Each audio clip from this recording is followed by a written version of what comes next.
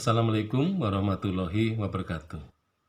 Nah, kita melihat arsip koran atau surat kabar atau persurat kabaran. Jadi surat kabar ini sebenarnya pemerolehan beritanya itu hampir mirip dengan radio maupun televisi.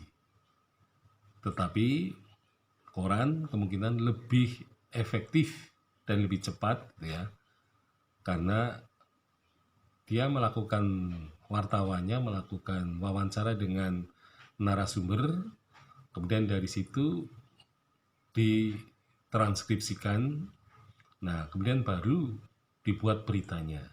Jadi sebenarnya koran itu murni ke arah arsip tertulis gitu ya. Nah sehingga ini merupakan bentuk juga transformasinya. Jadi transformasi dari suara ke tertulis dan kemudian setelah itu tercetak. Ya, jadi transformasi koran itu keunggulannya tercetak. Ya, artinya bisa terbaca lagi itu ya.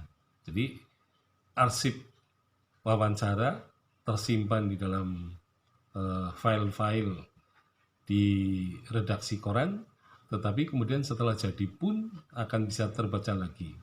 Nah, jadi pada dasarnya koran itu merupakan bentuk arsip suara yang diberitakan.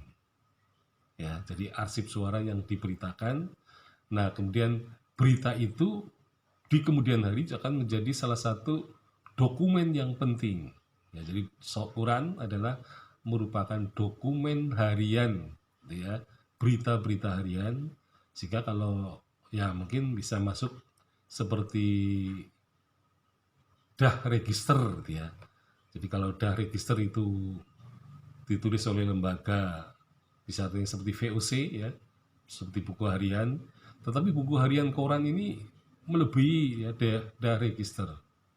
Artinya beritanya beraneka ragam, bisa kehidupan sehari-hari, bisa politik, bisa olahraga, ya bisa pertanian, dan juga bisa tentang ilmu pengetahuan.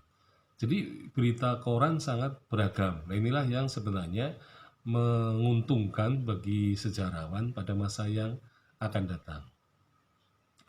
Nah, apalagi koran-koran itu pun kemudian menjadi, ya katakanlah, sudah tertinggal. Maka kemudian koran-koran di mikrofilm, ya. Jadi memikrofilmkan koran dan kemudian tersimpan di dalam bentuk digital, ya. Maka orang tidak perlu lagi memegang koran yang kotor, ya mungkin mengandung bakteri, gitu ya. Tetapi bisa melihat berdasarkan mikrofilmnya itu bisa dibaca halaman demi halaman lengkap. Ya, jadi mikrofilm yang tersimpan di Perpustakaan Nasional mungkin saja sekarang sudah dianggap sebagai bentuk arsip yang tertinggal ya, atau sudah ketinggalan.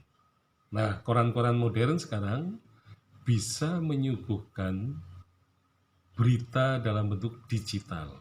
Jadi koran mungkin dicetak, dijual ya, tapi di sisi lain orang bisa membaca lewat layar HP sekarang ya, karena bisa dikirimkan, ada linknya.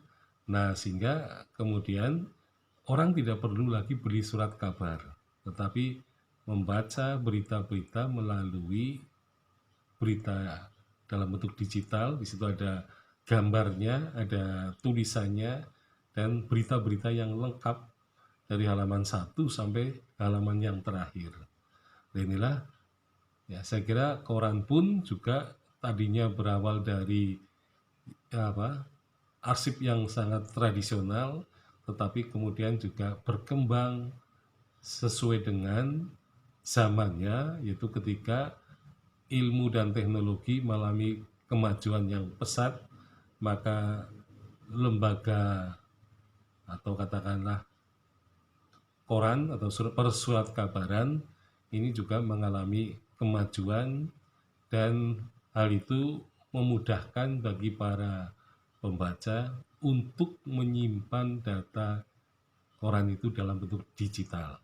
Jadi orang tidak perlu melakukan clipping koran, ya, karena koran itu sendiri sudah bisa terbaca melalui HP-HP atau juga layar komputer. Sekian, Assalamualaikum warahmatullahi wabarakatuh.